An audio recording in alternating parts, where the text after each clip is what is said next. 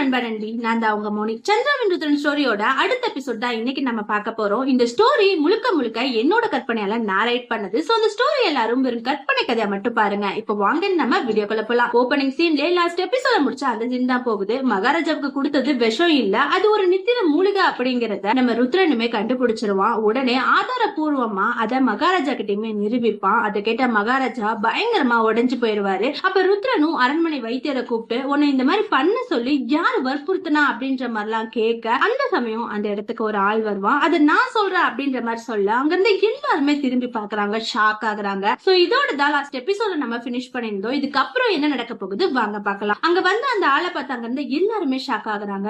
ஏன்னா அங்க வந்தது வேற யாரும் இல்ல, நம்ம மேகநாதன் தான். மேகநாதனை பார்த்த மகாராஜா ரொம்ப ஷாக் ஆயிடுறாரு. உடனே மேகநாதன் கிட்ட, மேகநாட்டின் மகாராஜா தாங்களா? தங்களின் வருகைக்கான காரணம் என்ன? அது மட்டுமல்லாமல் இங்கு நடக்கும் பிரச்சனையை தாம் அறிவீர்களா? நன்றாகவே அறிவேன் மகாராஜா, ஆகையாலே உண்மையை கூற வந்தேன். உண்மையா? என்ன உண்மை? சந்திராவை பற்றிய உண்மை, நித்திரை மூலிகை பற்றிய உண்மை. என்ன அது?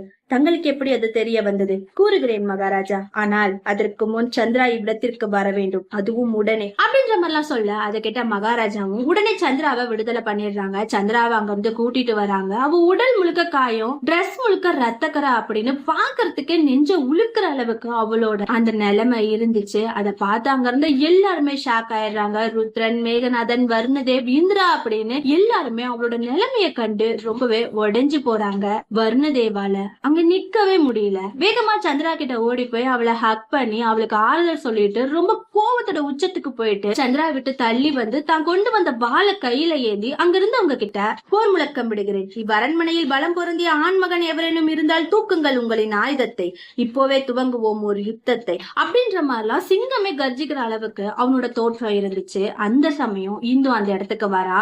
வர்ணதேவோட அந்த வார்த்தைகள் கேட்ட அவ பயங்கர கோபத்துக்கு போயிடுறா. உடனே அவளோட வாளை எடுத்துக்கிட்டு நம்ம வர்ணதேவ் கிட்ட, யார் முன் நின்று கொண்டு யாரிடம் சவால் விடுகிறார்? இக்கணமே உன் தலையை வெட்டி என் வேட்டை நாய்க்கு இரையாக்குகிறேன் பார் அப்படின்ற மாதிரி சொல்லிக்கிட்டு வர்ணதேவ அட்டாக் பண்றதுக்காக அவளோட வாளை எடுத்துக்கிட்டு முன்னாடி வரா. அதை பார்த்த மேகநாதன் ஒரு செகண்ட் கூட வேஸ்ட் பண்ணாம அவனோட வாளை எடுத்துக்கிட்டு வர்ணதேவுக்கு முன்னாடி வந்து இந்துவோட வாளை அவனோட வாளை வச்சு தட்டி விட்டுறான். அதை பார்த்த இந்து பயங்கரமா ஷாக் ஆயிடுறா. உடனே மேகநாதன் கிட்ட, தாம் இதில் தலையிடாதீர்கள் மேகநாதரே, தங்களுக்கு இங்கு நடக்கும் எதுவும் தெரியாது, ஆகையால் தாம் ஒதுங்கி இருப்பதே தங்களுக்கு நல்லது. தம்முடைய நாடகம் இன்னும் முடிவுக்கு வரவில்லையா?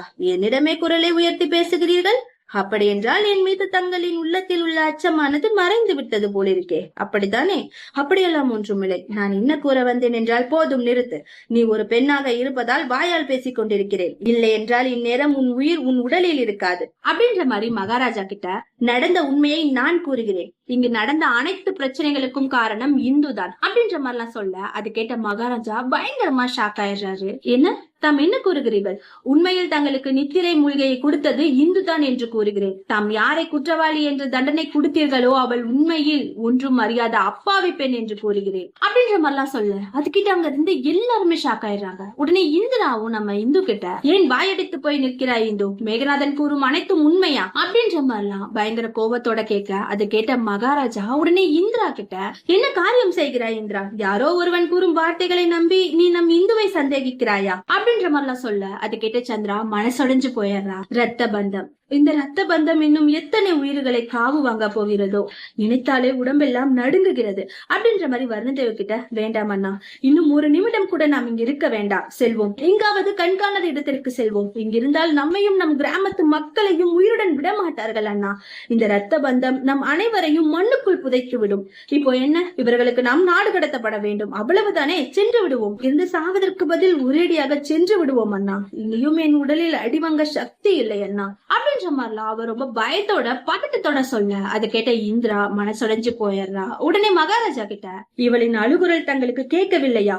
இந்து எப்படி நம் வீட்டு பிள்ளையோ அதே போல்தான் சந்திராவும் வர்ணதேவிற்கு. நாம் பிருந்தாவனத்திற்கு சென்ற போது தங்களின் கையில் காயம் ஏற்பட்டது. அதற்கு மருந்திடும் போது தங்களுக்கு எரிச்சல் ஏற்பட்டது. எந்த வைத்தியர் அந்த காயத்திற்கு மருந்திட்டாலும் சற்று எரிச்சல் இருக்கத்தான் செய்யும். ஆனால் சந்திராவோ எவரும் அதுபோல் வலியால் துடிக்க கூடாது என்பதற்காகவே ஒரு மருந்தை தயார் செய்தாள். அப்படிப்பட்ட இந்த சந்திரா இன்று வலியால் துடித்துக் கொண்டிருக்கிறார். இதை பார்க்கும் பொழுது தங்களுக்கு வேதனையாக இல்லையா மகாராஜா அப்படின்ற மாதிரிலாம் கேட்க மகாராஜாவுக்கு என்ன பண்றதுன்னே தெரியல. ஒடிஞ்சு போயிடுறாரு. உடனே சிம்மாசனத்தை விட்டு எழுந்து வந்து அமைச்சரவையில இருக்க எல்லாருக்கும் முன்னாடி மண்டி போட்டு நம்ம சந்திரா கிட்ட, உனக்கு நடந்தது அநியாயமே சந்திரா, அதற்கு நான் மனதார மன்னிப்பு கேட்கிறேன். கிடைத்த அனைத்து ஆதாரங்களும் உனக்கு எதிராகவே இருந்தது. ஆகையாலே உன் மீது நடவடிக்கை எடுக்க கூறினேன். அது எவ்வளவு பெரிய தவறு என்று எனக்கு இப்பொழுது புரிந்து விட்டது. ஆனால் ஒரு விஷயத்தை மட்டும் என்னால் இப்போ தெளிவுபடுத்த முடியும். இந்துவிற்கும் இந்த சம்பவத்திற்கும் எந்த தொடர்பும் இல்லை. அதை நீ முதலில் நம்ப வேண்டும். நான் தான் குற்றவாளி என்று எதை வைத்து தான் நம்பினீர்கள்? அதான் கூறினேனே, ஆதாரங்கள் அனைத்தும் உனக்கு எதிராகவே இருந்தது. அதை வைத்துதான் நம்பினேன் நீ குற்றவாளி என்று. அதே ஆதாரங்கள் இன்று இளவரசி இந்துவிற்கு எதிராக உள்ளது. அப்போ அந்த குற்றவாளி இந்துவாகத்தானே இருக்க வேண்டும். அவர்களுக்கு தாம் தண்டனை கொடுக்கவில்லையா? இல்லை மகளே, அவ்வார்த்தையை கூறாதீர்கள்.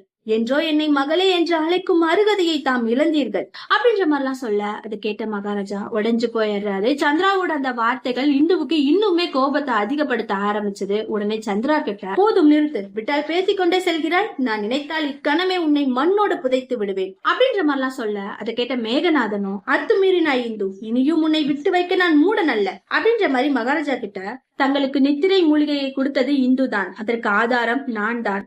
என்ன தெளிவாக கூறுகிறேன். என் தாய் தந்தை இறந்த தினம் இவள் என் நாட்டிற்கு வந்தாள். என் நாட்டில் மட்டுமே கிடைக்கும் அரிய வகை மூலிகையான நித்திரை மூலிகையை கேட்டு பெற்றாள். இந்த நொடி இந்துவை தவிர வேறு யாரிடமும் நித்திரை மூலிகை இல்லை. இதை வைத்தே தெரியவில்லையா இந்துதான் குற்றவாளி என்று அப்படின்ற மாதிரிலாம் சொல்ல, அதை கேட்ட இந்திரா நம்ம இந்து கிட்ட, கடைசியாக உனக்கு ஒரு வாய்ப்பு தருகிறேன், உண்மையை கூறு, மகாராஜாவிற்கு நித்திரை மூலிகையை கொடுத்தது நீதானா அப்படின்ற மாதிரிலாம் கேட்க, நம்ம இந்து கிட்ட இருந்து ஒரு வார்த்தை கூட வரல. அமைதியா நிக்கிறா. அதை பார்த்த ருத்ரன், அமைதி காப்பது ஏன், உன்னிடம் தானே கேட்கிறார்கள், மறைக்காமல் நடந்ததை கூறு அப்படின்ற மாதிரி ஒருத்தர் விடாம ஒருத்தர் நம்ம இந்துவ உண்மைய சொல்ல சொல்லி ரொம்ப வற்புறுத்த ஆரம்பிக்கிறாங்க. ஒரு கட்டத்துல இந்துவுக்கு அது சகிக்க முடியாத ஒரு விஷயமா மாறுது. தன்னை கட்டுப்படுத்த முடியாத இந்து அங்க இருந்த எல்லாத்துக்கிட்டையும் உண்மைய உடைக்க ஆரம்பிக்கிறான். ஆமா, அதை செய்தது நான் தான், போதுமா அப்படின்ற மாதிரி ஆணவமே தோத்து போற அளவுக்கு அந்த இடத்துல பயங்கர சத்தமா சொல்றா. அதை கேட்டாங்க எல்லாருமே ஷாக் ஆயிடுறாங்க, இன்க்ளூடிங் மகாராஜா.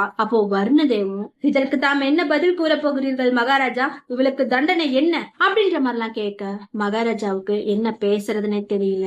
அமைதியா இருக்காரு. மௌனம் சாதிப்பது ஏன் மகாராஜா, தங்களிடம் தானே கேட்கிறோம், இவளுக்கு என்ன தண்டனை? அனைவரும் என்னை மன்னியுங்கள், இது என் குடும்ப விஷயம், இதை நாங்களே பேசி தீர்த்துக் கொள்கிறோம். குடும்ப விஷயமா? உங்களின் குடும்பத்திற்காக என் தங்கை என் ரத்தம் சிந்த வேண்டும், உங்களின் குடும்பத்திற்காக ஏன் என் தங்கை சாக வேண்டும்? இது எந்த வகையில் நியாயம்? வேண்டாம் அண்ணா, இவர்களிடம் பேசி மட்டும் என்ன பலன் இருக்கிறது? இது சர்வாதிகார நாடு. நாம் இங்கு நிற்பதே நமக்கு இழுக்கு, சென்று விடுவோம் அண்ணா, எந்த பிரச்சனையும் நமக்கு வேண்டாம். சந்திரா கூறுவதும் சரியே. சாமானிய மக்களுக்கு முன் ஆயுதங்களை தூக்காத அரசு இது. ஆனால் பொய்க்குற்றங்கள் சுமத்தி மக்களை கொல்ல துடிக்கும் சர்வாதிகார அரசு. இங்கு சாதாரண மக்களால் போராட முடியாது. அது மட்டுமல்லாமல் சந்திராவின் உடலில் காயங்கள் அதிக அளவு உள்ளன. இப்போ இவளுக்கு தேவை முறையான சிகிச்சை. ஆகையால் நான் சந்திராவை என் நாட்டிற்கு அழைத்து செல்கிறேன். குணமாகும் வரை இவள் அங்கேயே இருக்கட்டும் அப்படின்ற மாதிரி சந்திராவை அங்கிருந்து கூட்டிட்டு போயிடறான். வர்ணதேவும் சந்திரா கூட போயிடுறான். சந்திரா மேகநாதன் கூட அனுப்ப ருத்ரனுக்கு சுத்தமா இஷ்டமே இல்ல. ஆனாலும் அவனால எதுவும் பண்ண முடியல. அமைதியா நிக்கிறான். கொஞ்ச தூரம் போனதும் வர்ணதேவும் நம்ம மேகநாதன் கேட்டார், இளவரசரை, என் தங்கையை பத்திரமாக பார்த்துக் கொள்ளுங்கள், தயவு செய்து அவளை தனியாக மட்டும் விட்டு விடாதீர்கள். அப்படி என்றால் தாம் என்னுடன் வரப்போவது இல்லையா? இல்லை சந்திரா, நம் கிராமத்தில் நடந்த படுகொலைக்கு காரணமானவர்கள் யார் என்று இன்று வரை தெரியவில்லை. இறந்த நம் உறவினர்களுக்கு நியாயம் கிடைத்தாக வேண்டும். அதை வாங்கி தராமல் நான் இம்மண்ணை விட்டு தாண்ட மாட்டேன். அப்படி என்றால் நானும் உங்களுடனே வருகிறேன். வேண்டாம், இளவரசி இந்து இப்போ அடிப்பட்ட பாம்பு. ஒரு காயப்பட்ட பாம்பின் கோபமும் வேகமும் எவ்வாறு இருக்கும் என்று நான் கூறிதான் உனக்கு தெரிய வேண்டும் என்ற அவசியம் இல்லை. அதிலும் இந்து விஷம் வாய்ந்த நாகமாவாள். எப்படியாவது உன்னை பழி வாங்க வேண்டும் என்று துடித்துக் கொண்டிருப்பாள். அப்படி இருக்கையில் நீங்க இருப்பது உனக்கு நல்லதல்ல. ஆகையாலே கூறுகிறேன், இளவரசர் மேகநாதனுடன் செல். உன் அண்ணன் கூறுவதும் சரியே. பிடிவாதம் செய்யாமல் என்னுடன் வா. குறைந்தபட்சம் உன் காயங்களாவது ஆறும் வரை என் நாட்டில் தங்கு அப்படின்ற மாதிரிலாம் சொல்ல, அது கேட்ட சந்திராவும் வேற வழி இல்லாம மேகநாதன் கூட போயிடுறா. அப்படியே கட் பண்ண இப்ப அரண்மனை காட்டுறாங்க. இருட்டு அறையில நம்ம மகாராஜா மனசொடைஞ்சு போய் உட்கார்ந்துட்டு இருக்காரு. அந்த இடத்துக்கு மகாராணி இந்திரா வராங்க. மகாராஜாவோட ரூம் இருண்டு போயிருக்கிறத பார்த்த இந்திரா மனசொடைஞ்சு போயிடுறாங்க. உடனே பக்கத்துல இருக்க எல்லா விளக்கையும் கணக்கையும் ஏத்த ஆரம்பிக்கிறாங்க. உடனே மகாராஜா கிட்ட போயிட்டு மண்டி போட்டு, திருமணமாகி இத்தனை வருடங்களில் ஒரு நாள் கூட தங்களை இப்படி ஒரு கோலத்தில் நான் பார்த்ததில்லை. ஆனால் இன்று என் குடும்பத்தின் ஆணி வேரையை இப்படி அசைத்து விட்டார்களே அப்படின்ற மாதிரி மகாராஜாவோட மடியில படுத்து அழ ஆரம்பிக்கிறாங்க. மகாராஜாவால அவரை கண்ட்ரோல் பண்ணிக்கவே முடியல. என்னதான் ஒரு நாட்டுக்கு மகாராஜாவா இருந்தாலும் அவருக்கு கஷ்டம்லாம் இருக்கத்தானே செய்யும். கண்ணீர் விட்டு அழ ஆரம்பிக்கிறாரு. அந்த சமயம் ருத்ரன் அந்த இடத்துக்கு வரான். மகாராஜா மகாராணியோட அந்த நிலைமையை பார்த்தாம உடஞ்சு போயிடுறான். வேகமா அவங்களுக்கு முன்னாடி வந்து மண்டி போட்டு அவங்க கிட்ட, தயவு பண்ணி கலங்காதீர்கள், இது அனைத்தும் விதியின் விளையாட்டு. அந்த கடவுள் நமக்கு சோதனை வைக்கிறார், அவ்வளவுதான். அனைத்தும் சரியாகும், நான் சரியாக்குவேன். ஆனால் அதற்காக தாங்கள் கலங்காதீர்கள் அப்படின்ற மாதிரி அவங்க பேசிட்டு இருக்கும் போது இந்து அந்த இடத்துக்கு வரா. இந்துவை பார்த்த இந்திரா பயங்கரமா கோவப்படுறா. உடனே இந்து கிட்ட, அங்கேயே நீ எந்த தைரியத்தில் நீ இங்கு வந்தாய்? உன்னை பார்த்தாலே பாவம். உன்னை நம்பிய உன் மேல் உயிரை வைத்திருந்த இந்த மனிதருக்கு துரோகம் செய்ய உனக்கு எப்படி மனம் வந்தது? நீ எல்லாம் ஒரு பெண்ணா? நான் கூற வருவதை தயவு பண்ணி கேளுங்கள். நான் இதையும் வேண்டுமென்றே செய்யவில்லை. இது என்ன புது நாடகமா? நான் என்ன கூறினாலும் அது உங்களுக்கு நாடகம்தான். ஏனென்றால் உங்களுக்கு உண்மையானவள் அந்த சந்திராவாயிற்றே. எவ்வாறு தாம் என் பேச்சை கேட்பீர்கள்? நான் கேட்கிறேன், உண்மையை கூறு. உன்மேல் உயிரை வைத்த இந்த மாமனுக்கு ஏன் நீ நம்பிக்கை துரோகம் செய்தாய் அப்படின்ற மாதிரிலாம் கேட்க, அதை கேட்ட இந்து உடனே மகாராஜாவோட காலில் விழுந்து, நான் செய்தது தவறுதான், ஆனால் எனக்கு வேறு வழி தெரியவில்லை. வேறு வழி தெரியவில்லையா? அதற்கு பொருள் என்ன? தங்களுக்கே தெரியும் நான் சின்ன மாமா மீது எந்த அளவுக்கு உயிராக இருக்கிறேன் என்று. ஆனால் அவரோ அந்த சந்திராவிற்காக என்னை தூக்கி எறிகிறார். இஜென்மத்தில் என்னால் அவரை மறக்க இயலாது. அதனால் தான் அவளை கொல்ல திட்டம் தீட்டினேன். அதற்கு இதுவே சரியான வழியாக இருக்கும் என்று நினைத்தேன்.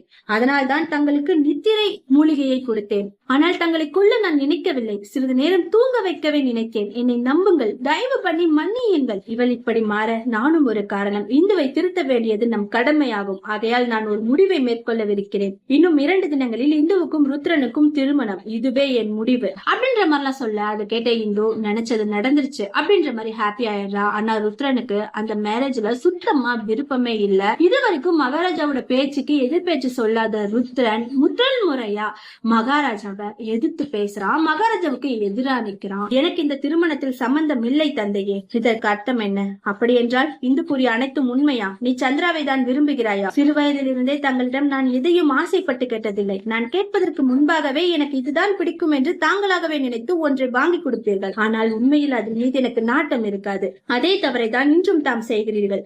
சிறு வயதில் இருந்தே இந்துவை என் குடும்பத்தில் ஒருத்தியாக பார்த்தேனே தவிர என் ஆன்மாவில் பாதியாக பார்த்ததில்லை. முதல் முறை தாம் என்னிடம் இத்திருமணத்தை பற்றி கூறிய போது தங்களின் வாக்கை மீறக்கூடாது என்று ஒப்புக்கொண்டேன். ஆனால் என்னால் சந்திராவை மறக்க முடியவில்லை தந்தையே. அவளை மறக்க வேண்டும் என்று நினைக்கதான் இன்னும் அவள் என்னுள் ஊடுருவுகிறாள். இதயத்தில் வேறொருத்தி இருக்கும் பொழுது இவளை மணப்பது சரியல்ல. அவ்வாறு என்னால் செய்ய முடியாது. தயவு பண்ணி என்னை புரிந்து கொள்ள முயற்சி செய்யுங்கள் தந்தையே அப்படின்ற மாதிரிலாம் கண் கலங்க சொல்றான். அது கேட்ட மகாராஜா பயங்கரமா ஷாக் ஆயிடுறாரு. சோ இதோட தான் இந்த எபிசோட நான் பினிஷ் பண்றேன். நெக்ஸ்ட் எபிசோட்ல இன்னும் என்னென்ன விறுவிறுப்பான விஷயங்கள் நடந்திருக்கு அப்படிங்கறத நம்ம பொறுத்திருந்து பார்க்கலாம். உங்களுக்கு இந்த வீடியோ பிடிச்சா லைக் பண்ணுங்க, ரொம்ப பிடிச்சா ஷேர் பண்ணுங்க, ரொம்ப பிடிச்சா சப்ஸ்கிரைப் பண்ணி பக்கத்துல இருக்க பெல் ஐகானை கிளிக் பண்ண மறந்துடாதீங்க. தேங்க்யூ.